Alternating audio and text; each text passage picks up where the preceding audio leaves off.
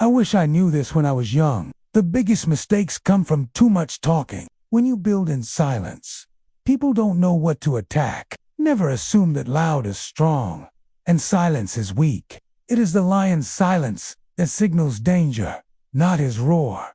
So be more silent. Only speak when it's time to say, let me tell you something, folks. I've been in this game for a long time, and I've seen it all. You know, what's the most frustrating thing? When you've got something important to say, but no one seems to listen. It's like you're invisible, right? Well, I'm going to break it down for you today. Why do they listen to others, but not to you? It's a question that's been bugging me for years, and I've finally cracked the code. First up, let's talk about perception. It's not just what you say, it's how people see you.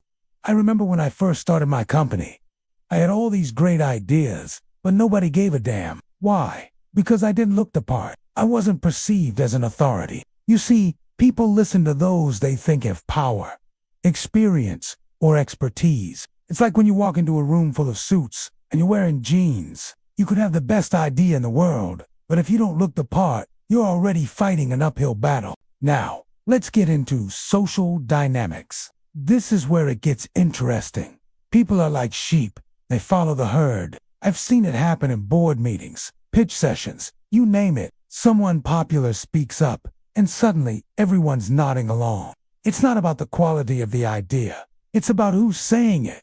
I once had an employee who always got overlooked in meetings. Smart kid, great ideas, but he wasn't part of the in crowd. His ideas would fall flat. Then someone else would say the same thing and get all the credit. It's not fair, but that's how the game is played.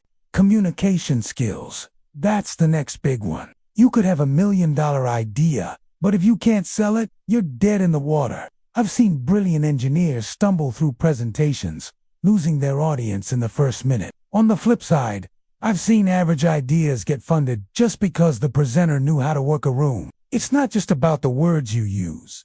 It's about your tone, your body language, your energy. You need to command attention. Make people sit up and listen. Here's something most people overlook. Emotional connection. People don't just listen with their ears. They listen with their hearts. If you can't make them feel something, you've already lost. I learned this the hard way. Early in my career, I was all facts and figures. I'd go into meetings armed with data, thinking that was enough. But you know what? People zoned out. It wasn't until I started sharing stories, showing vulnerability, that people really started to listen. When you connect emotionally, people don't just hear you, they remember you. Timing. Now that's crucial. You could have the best message in the world, but if your timing's off, it's wasted. I've seen deals fall through because someone pushed too hard at the wrong moment. You've got to read the room, feel the energy. Sometimes the best move is to stay quiet and wait for the right moment. It's like surfing. You've got to catch the wave at just the right time. Finally, let's talk about credibility. This is the big one. Folks, in business, your word is everything. If people can't trust what you say, they won't listen to you, period. I've seen hotshots come and go, all talk and no substance. But the ones who stick around, they're the ones who deliver time and time again. Building credibility takes time. It takes consistency. You can't just show up when you need something and expect people to listen. So, there you have it. Perception, social dynamics, communication skills, emotional connection, timing, and credibility. These are the keys to getting heard. It's not just about having good ideas.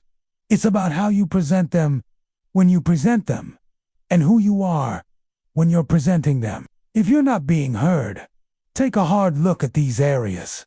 Where can you improve? Remember, in business and in life, it's not always the loudest voice that gets heard. It's the one that resonates, the one that connects, the one that people trust. So, build your authority, hone your skills, and choose your moments wisely. That's how you get people to listen. I wish I knew this when I was young. The biggest mistakes come from too much talking. When you build in silence, people don't know what to attack. Never assume that loud is strong and silence is weak. It is the lion's silence that signals danger, not his roar. So be more silent. Only speak when it's time to say,